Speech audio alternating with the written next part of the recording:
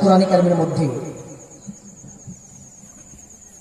ইত্তাকুল্লাহ, আমাকে ভয় করো, আমাকে খফ করো এবং আমার আনুগত্য স্বীকার করো।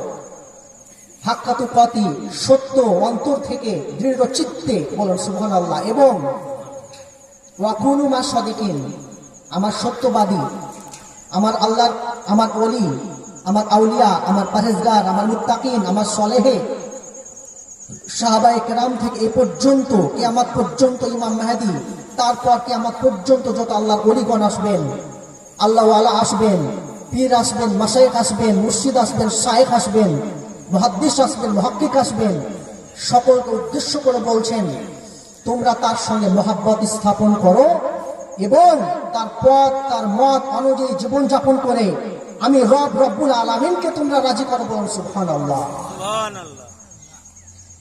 আপনাদের শরীরে অসুখ যদি হয় তাহলে আপনারা কোথায় যান চিকিৎসার জন্য?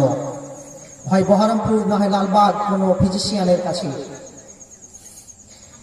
আমাদের দেহের সবচেয়ে ছোট এবং ক্ষুদ্র এবং বড় অসুখের জন্য আমরা ইসিজি করি, আলট্রাসোনোগ্রাফ করি এবং আমরা মডার্ন ট্রিটমেন্ট করি। কিসের জন্য? আমাদের দেহকে মৃত্যু পর্যন্ত সুস্থ রাখার জন্য।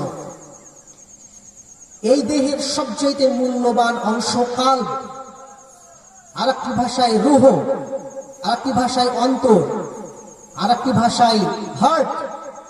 সুস্থ রাখার জন্য আমাদের জন্য রব্বুল আলামিন রুহানি চিকিৎসা, রুহানি ওষুধ দান করেছেন।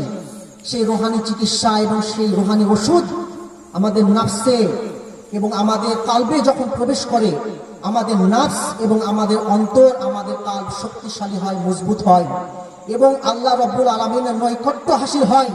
আর আল্লাহ পাকের নৈকট্য হাসিল মানে সে আল্লাহর মেহবুব বান্দা।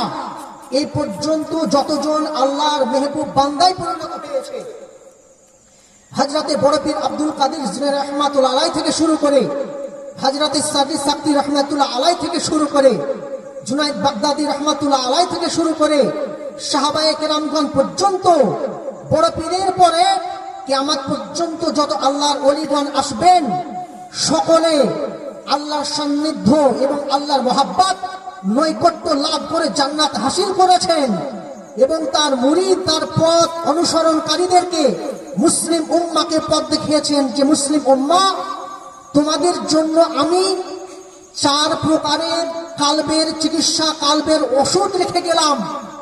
প্রত্যেক বান্দার দেহের অসুখ হলে ওষুধের প্রয়োজন, তেমন কালবের অসুখ হয় এবং এই কালবের অসুখ সারানোর জন্য রুহানি চিকিৎসা দিয়ে গেছেন। সেই রুহানি চিকিৎসা আমাদেরকে দান করেছেন শায়েখগণ, আল্লাহর ওলিগণ। বলুন সুবহানাল্লাহ।